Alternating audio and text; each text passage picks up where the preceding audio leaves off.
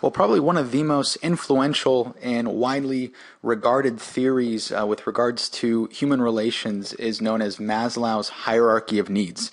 And Maslow's hierarchy of needs was developed by a psychologist by the name of Abraham Maslow, I believe in the 1940s. And what he was trying to do is essentially assess if we had a series of different behaviors that we had the option to choose to engage in, what made it more likely for us to engage in one behavior over another? How do we prioritize these particular things? What predisposed us to choose one behavior over another? What were the set of conditions that had to exist? And so what he determined was that our behavior was driven by what our needs were at that particular point in time. And so how this worked is he's developed a hierarchy of 5 different needs and basically stated that these needs must be met in order for someone to progress up the hierarchy and pursue what were termed some of the higher level needs. And so you can see these here. We have physiological needs, safety and security needs, social needs, esteem needs, as well as self-actualization needs. Now, in order to pursue or to progress up this hierarchy, you had to have a lower level need met first. And so let me explain. The first of which is what we call the physiological needs. A physiological need is something that's necessary to sustain life. Something like food or water or oxygen. Those are considered to be things that you probably couldn't live without. Some you would need more quickly than others, like oxygen, of course. You can probably go a little while without food, less without water, but oxygen you'd be pretty hard-pressed to survive for any lengthy period of time. Now, so if you had a physiological need, if you had a need for food or water, that tends to drive your behavior. Now think about it when you're thirsty.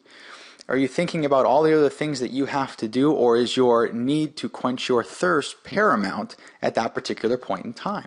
Well, according to Maslow's hierarchy of needs, it would take precedent. You wouldn't care about all the other things that you could or should be doing because that would be the most important need to you at that particular point in time. Now, assuming that you had your physiological needs met, you would progress to the next particular area, and that is the safety and security need.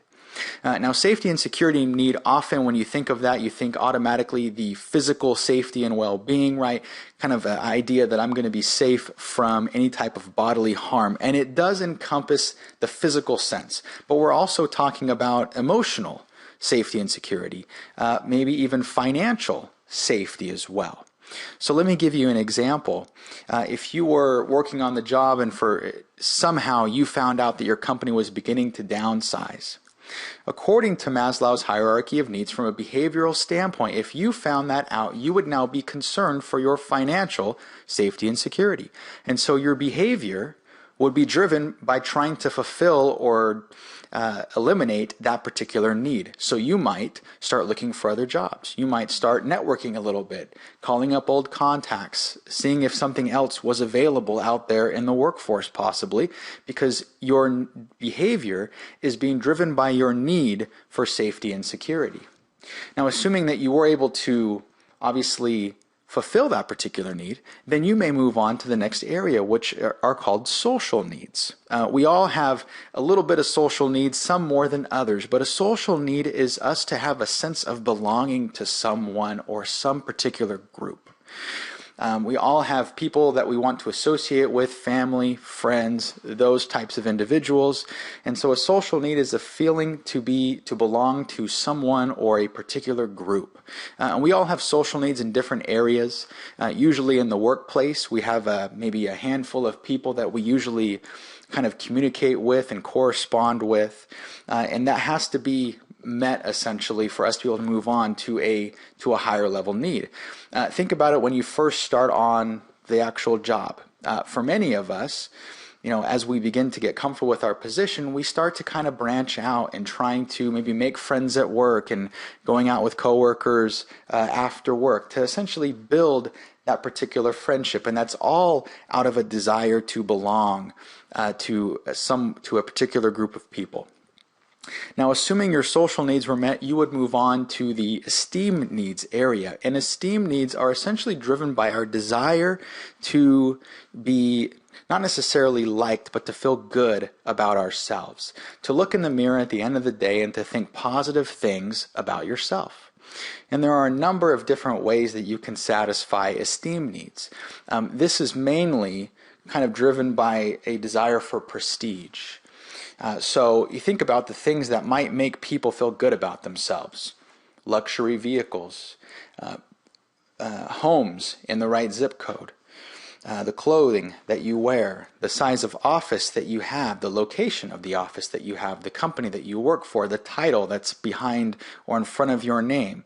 Those are types of things that are driven to gain esteem.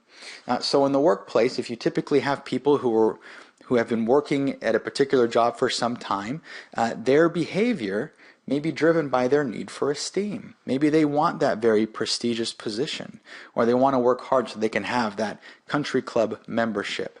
Those are all things that help us tackle this need for esteem, our desire to feel good about ourselves and to feel like we are successful and all those other types of things. So assuming that we have the 3 lower level needs met, then that might be something that could be driving our particular behavior. Now, next and last is the need for self-actualization. And this is a need to feel like we are reaching our fullest potential. And we all have different levels of potential, of course, some higher than others. So to think that we would all attain the same level is a little ridiculous, but we all have different levels of what that might be. And so what someone's fullest potential is doesn't necessarily mean someone else's fullest potential is the same thing. So things that help us reach our fullest potential are things like education, right? Developing skills, and all those other types of things that help us become better versions of ourself. And that is the last level of the pyramid, so to speak. And for the most part, many people argue that that is a level that's not truly attainable because really we could always be better versions of ourselves. Seldomly do we kind of arrive at a complete version, if you will. There are always things that we can learn and improve, but that tends to drive behavior. So people that are in school, in part, are trying to fulfill this self-actualization need because they want to do better and to reach their fullest potential there. A couple of things regarding Maslow's hierarchy of needs, why this is useful. From a management perspective, managing people is all about understanding what people's motivations are. And Maslow's hierarchy of needs could be something that can help you understand what people's motivations are, and then how to design incentive plans in order to meet those particular motivations. Obviously, if you identify someone is potentially pursuing behaviors that help meet or fulfill their esteem needs, then maybe you can design incentive programs that can help them accomplish those. Obviously a win-win.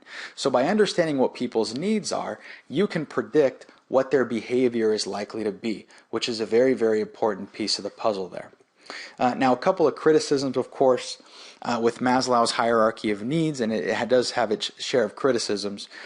First of which, and probably the primary one, is this idea that you cannot pursue more than one particular need at one point in time, when in reality it's certainly possible that you can pursue maybe a multitude of different needs at one particular time.